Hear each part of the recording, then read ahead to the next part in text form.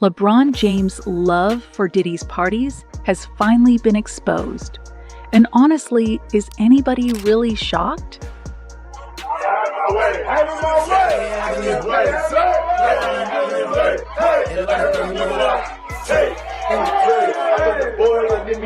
Oh, hey, everybody know ain't no party like a Diddy party, so.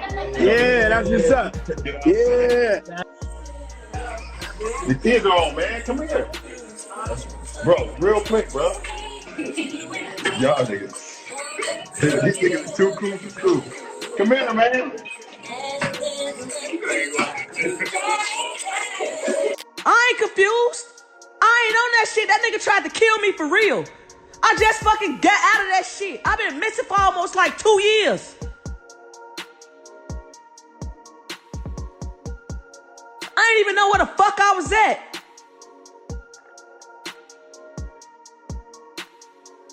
I do not fuck with LeBron James. That nigga's a trafficker, my nigga.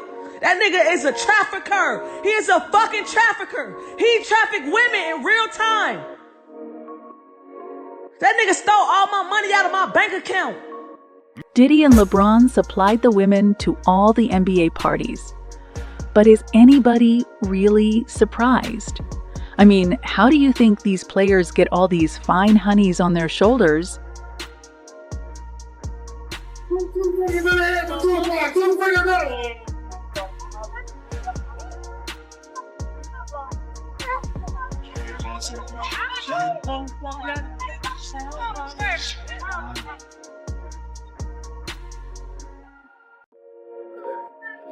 Back Dudley in this, you know that? All we about blows like Trump getting shy.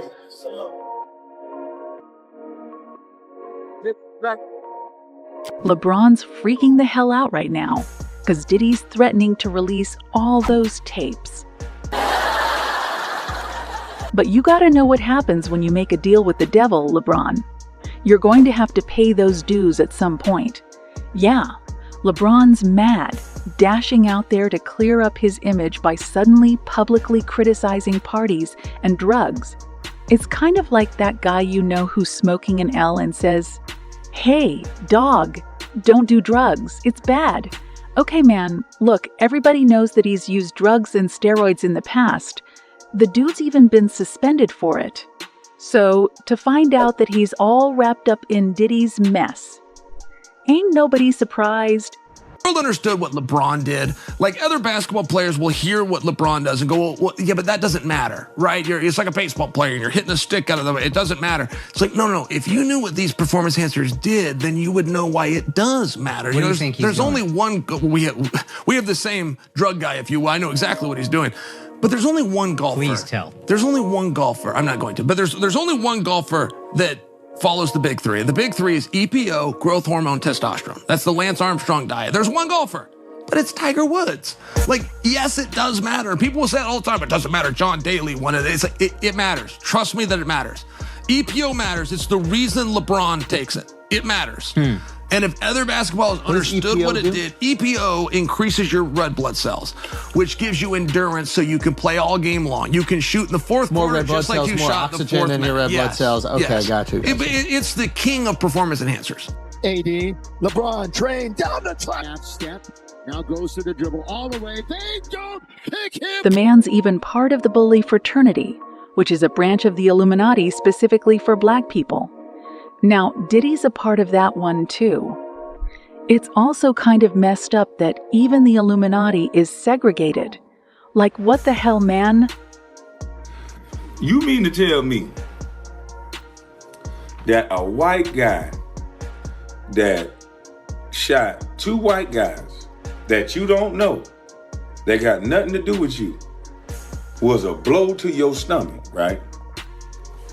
But then when Enos Canner asked you about all this money over goddamn morals, you was too good to talk to somebody like that low.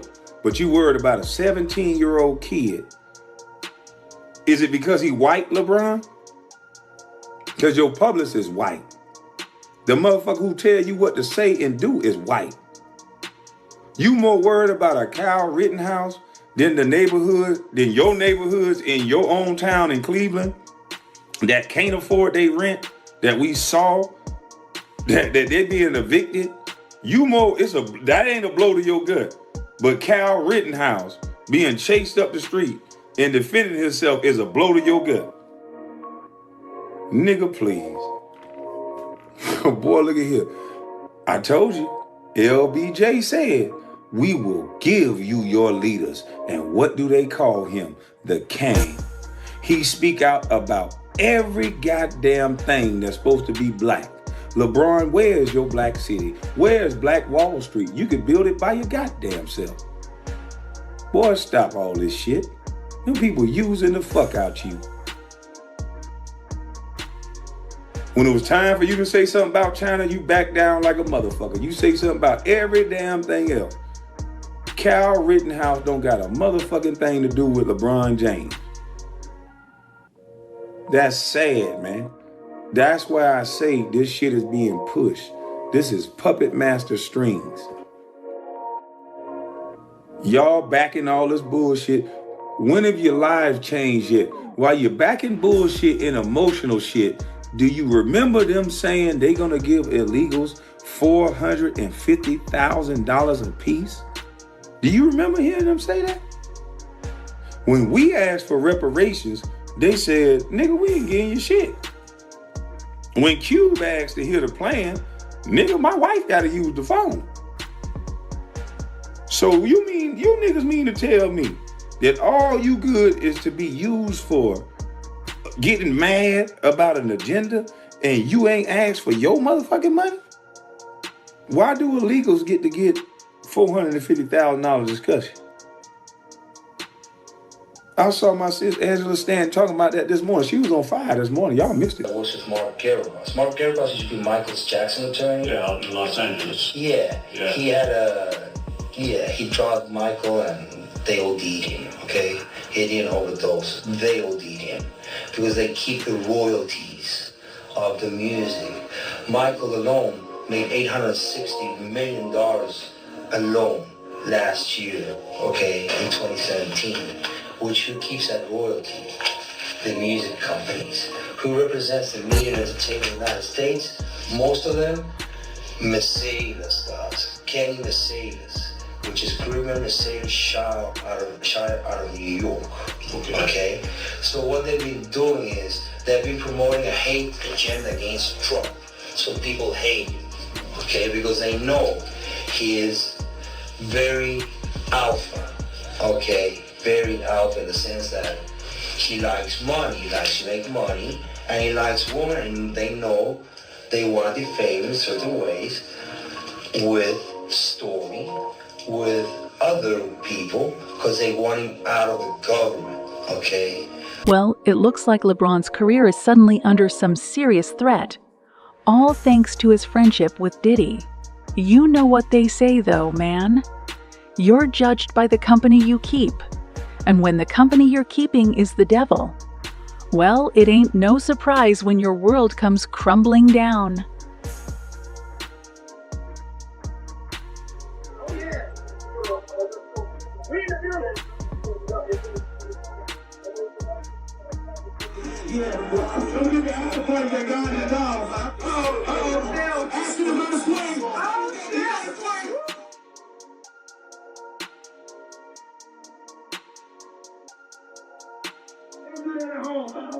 Try again. Try one more time, Ashley. One more time. You can do it. You can do it. You can do it. I believe in you. He looks wasted.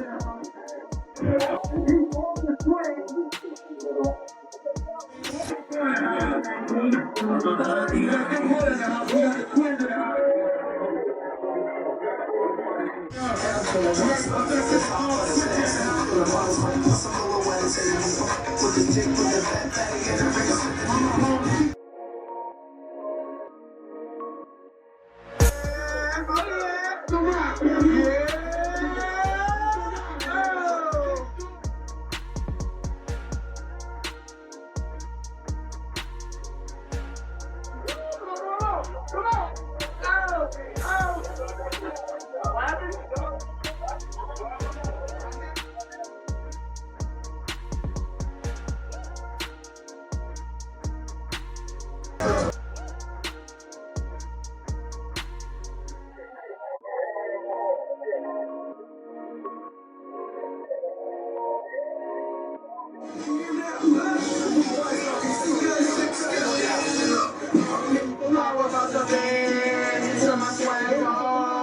I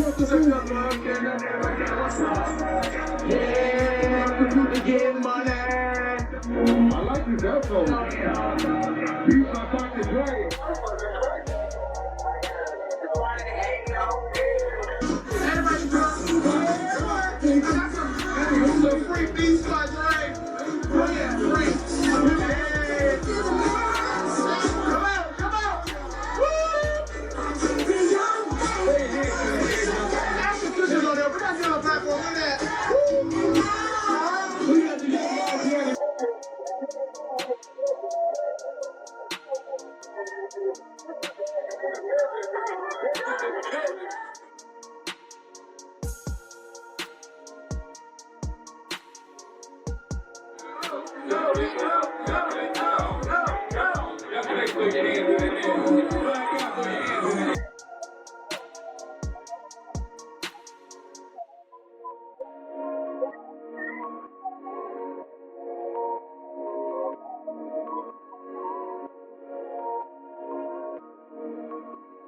Put your hands in the air. Come on, everybody. Put your hands in the air. Now we got some close.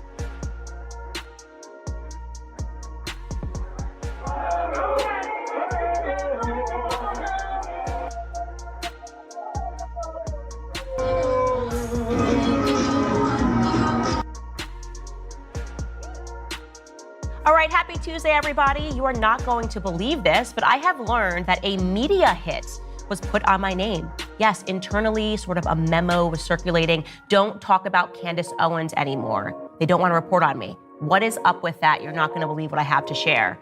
Plus, later on in the show, something seems to be going on with Justin Bieber, and I think that it has everything to do with the fact that he's a Christian and he's in Hollywood, and that is simply not allowed. Christians in Hollywood, no good. And we're also going to talk about Donald Trump. In case you haven't heard, he is back on the ballot after a major Supreme Court win. And leftists are crying because how could this be? It's that pesky Constitution again. All that and more today coming up on Candace Owens.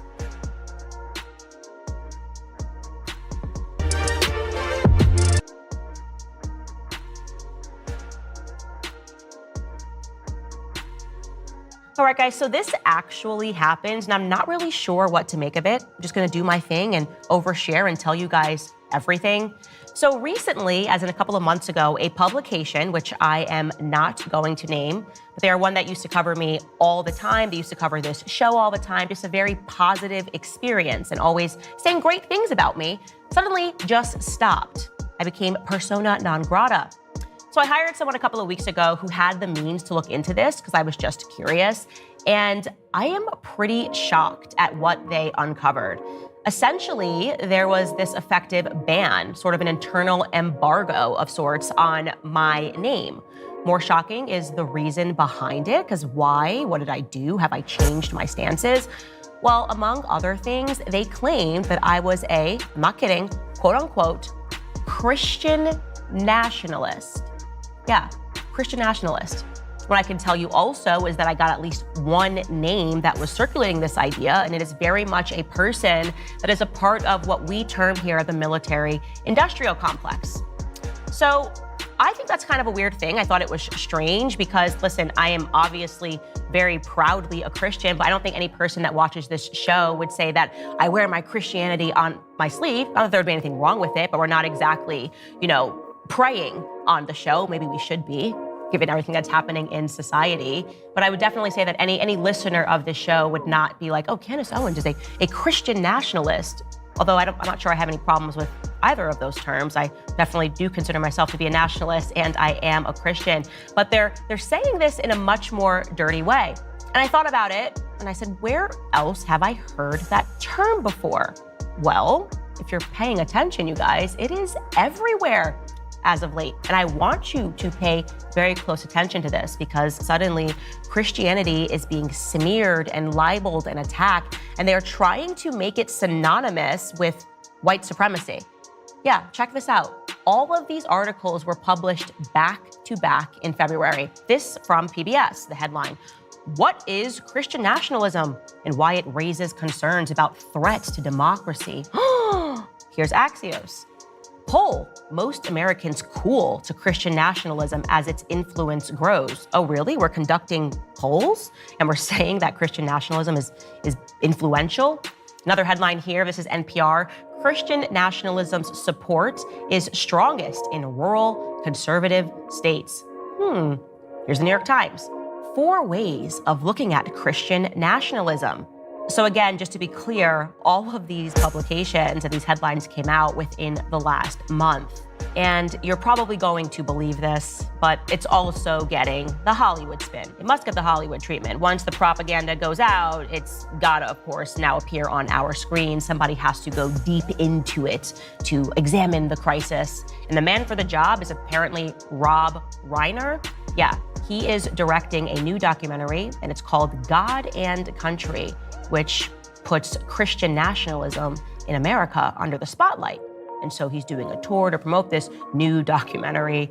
And he visited, of course, Christiane Amanpour, because she's the #1 state journalist over at CNN. And here's what he had to say. Take a listen. Rob Reiner, welcome to the program. Thanks for having me. What inspired you to do God and Country about Christian nationalism as a documentary? Because obviously you're really, really, really well known for your fantastic films. Well, you know, I've kind of known about this movement for quite a while. I mean, back in the late 70s, early 80s, Norman Lear launched an organization called People for the American Way, which focused on this idea that the Christian right was going to dictate what we should listen to, what we should not listen to. And it was very disturbing to him. And as time went by, I saw this movement grow, but I didn't realize how powerful it was and how well organized and well funded it was until I read this book called The Power Worshippers by Catherine Stewart. And I then realized that this has taken root far more deeply than I had ever thought.